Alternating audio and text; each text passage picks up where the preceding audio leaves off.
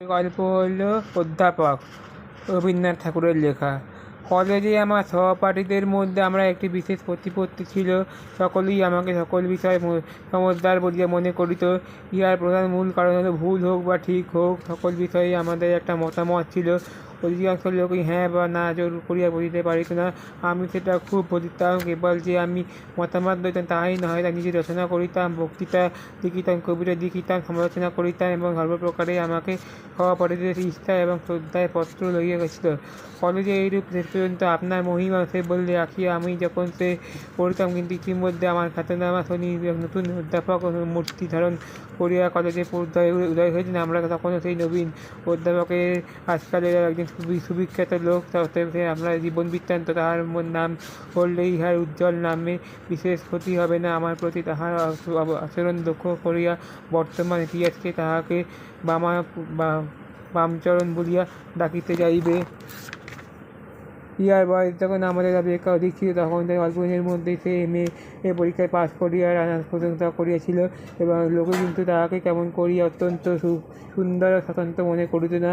আমাদের সমকালীন সমবয়স্ক লোকিয়া হয়ে বোধ করিত আমরা নব্য হিন্দুর দল। পরস্পরের মধ্যে তাহাদের দক্ষিণের করিয়া রাখিতাম। আমাদের একটা তর্কসভা ছিল। আমরা সেই সভায় বিক্রমাদিত্য, সেই সভায় ছিল নবরত্ন সভা। আমরা 70 জন ভব্য ছিল।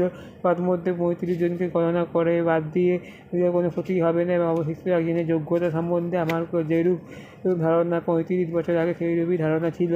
এই সভার মধ্যে অধিকাংশই আমার বলাই এই বলল যে আমি সে দৃঢ় বিশ্বাসে তার অসাধারণ সে চমৎকার করবে এবং চমৎকৃত হইবার কথা ছিল, কারণ আমাদের সে কাজে আদ্যপান্ত নিন্দা করিয়াছে। সে বলবার সভাপতি সে বামাচরণ আমাদের সেই সহপাঠীর ভক্তিভাবে আমাদের মতে অসমাপক ইংরাজি ভাষায় বিশুদ্ধ তেলুগু যদিও আমাদের নিবৃত্ত করিয়াছে।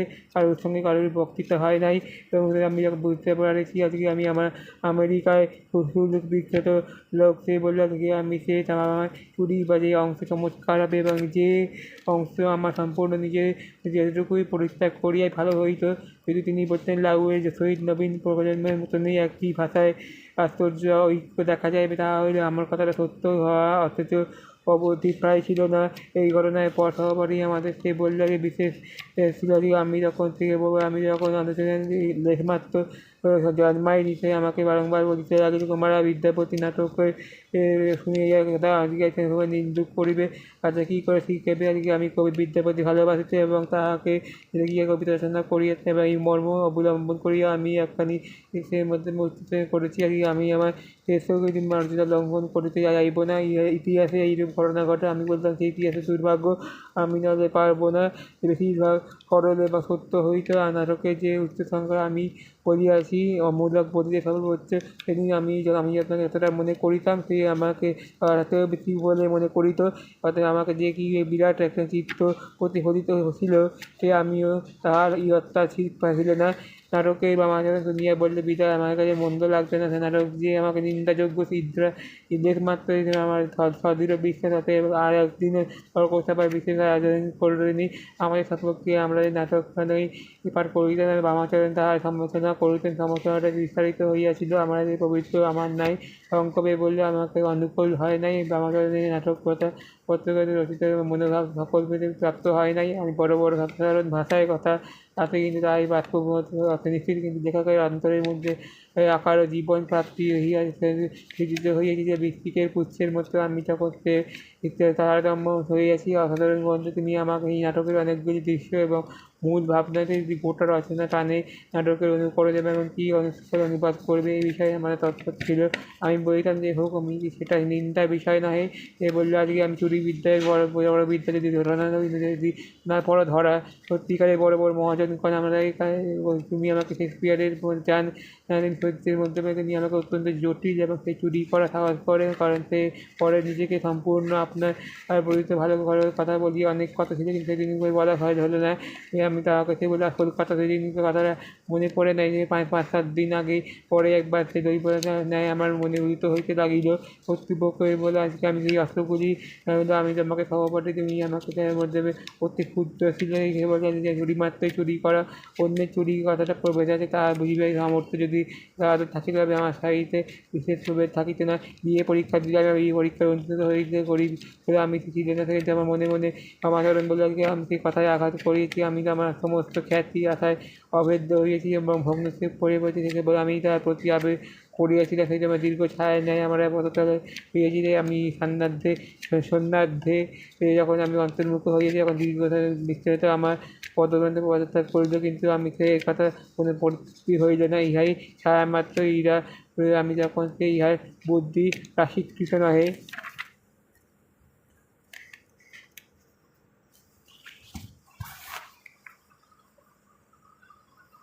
গল্প শেষ। পরের গল্প হলো সত্যজিৎ রায়ের লেখা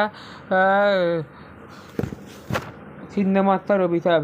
রহস্যরমথ উপন্যাসে লালমোহন গাঙ্গুলি ওরফে জটায়ু আমার চোখের সামনে বইটা ধরাতেই ফেলুদার দিকে চেয়ে বললে, রামমোহন রায় কি হারকাজ দেখতে জানাতেন? ফেলুদার মুখের উপরেই চুপ করেই বসিয়া রেখেছে আর রুমাল চাপা দিয়ে মাথা নাড়িয়া বলে, জানেন না?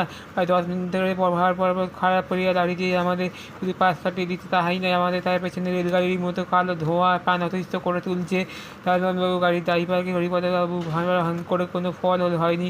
লরির পিছনের দিকে ফুল নকশা, নদীর সূর্য অস্ত যাওয়া দৃশ্য, হর্ন, পিস করা, টাটা, গুড বাই এবং থ্যাংক ইউ সবই মুখস্থ হয়ে গেছে।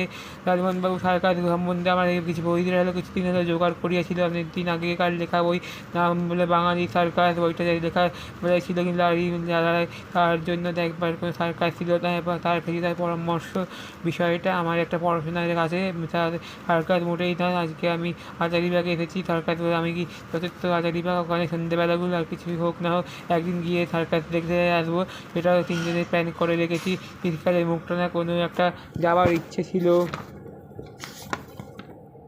রায়বাবু বই কিনেছি আজকে আমি তিন যখন সে বললে আজকে আমি 2 প্রকারে বিক্রি করে ভালো মেজাজ এবং খুশি হবে, তাই নতুন বইয়ের নাম করলাম। তারা ছিল না, তাই বলেছিল আজকে আমি একটা পেয়ার আসাদের শহর যেখানে ভ্যানগার থাকবে তাতে আজকে বললেন যে হ্যানি মানে জিজ্ঞাসাবাদ তন্ন করে ঘটেও ওর মনে পড়ছে না যে সেটা বেশ করে ভেতরে বললো আজকে কোয়ান্টামে তদন্ত এসেছে এবং গত সেপ্টেম্বর মাসে মক্কেল সর্বেশ্বর সরকার আমাদের বাড়িতে আছে এবং হাজারিবাগ সেটা আমাদের পায়খানা ফেরিদার কাছে আমি খুশি হচ্ছি।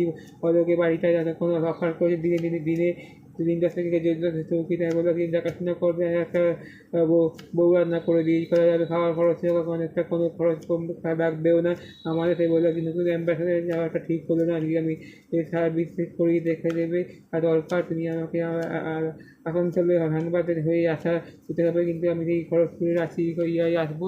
আমি কিছু ঠিক হলো না, খড়গপুরে আমার আজকে ইচ্ছে তারপর এই ঘটনা সেরেছে। গতকাল সকাল 8টার সময় রওনা ছিল খড়গপুর লাঞ্চ সন্ধ্যায় রাঁচি ফিরেছি, সেখানে অ্যাম্বাসাডার থেকে আজকে সকাল 9টায় হাজারিবাগে রওনা দিয়েছে। আশেপাশে মাইল রাস্তা এবং খালি পেলে 15টার মধ্যেই পৌঁছে যায় এবং এই লরি চালায় এটা নির্ঘাত দেরি করতে পারবে না। আরও 10 মিনিটে 5 মিনিট ধান দেওয়ার পর সে আর আমার সামনে লেখা হাঁপানি ছাদের দুপাশে বাসে ছাড়ে অনেকগুলো মোবাইলে বাসাই যায়। আজকে আমি লালমোহনবাবুর বই বন্ধ করে দিয়ে আহা কী করছে না, মাঝে মাঝে কোনো অন্যরকম রবীন্দ্রসঙ্গীতে গুনগুন করছে, সেও কি অঘ্রাণ মাসে ফাল্গুনি রকমই আনন্দ, সে চেহারায় গান গাইবে মানবে না, সে বলে গলায় সেইরা মুশকিল হচ্ছে যে আজকে আমি কলকাতাতে ডায়মন্ড হারবার থেকে আমি এই বই নাকি গান সেও সেই নাকি কম স্টক আছে সবসময়, আপনার তাদের গান মনে আসে না, তবে একটা সে তোমার 24 ঘন্টার মধ্যে সার্কাস অবশ্যই আমি তথ্য জেনে ফেলেছি।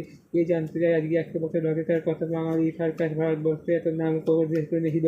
সবচেয়ে বিখ্যাত বাঙালি প্রফেসর হয়েছে গ্রেট বেঙ্গল। আজকে আমি যখন মেয়েদের খেলা দেখাতো এবং একটি আগের খেলা আছে রাশিয়ায় আমি আমেরিকার জন্মে লেখাপড়া করেছিলাম। আমি তোমাকে একজন আমেরিকান লেখাপড়া সে আমি শ্রীনাথ বোস পাক 1920 সালে শ্রীনাথ বোস মারা যান এবং তারপর থেকে বাঙালি সার্কাস দিন ফুরিয়ে আসে এবং এই গ্রেট ব্রিটেন সে বললো আজকে আমি সার্কাস মশাই জিজ্ঞাসা করলেন বাবু দক্ষিণ ভারতেই হবে, তুমি বললে সার্কাসটা আজকাল ওদের একচেটিয়া হয়ে গেছে, ভালো ট্রফি পেয়ে গেছে, সেটা হচ্ছে না। ছোটোবেলায় আজকে আমি কাল সার্কাস এবং ট্রফিদের খেলা দেখেছি, বলবার নয়।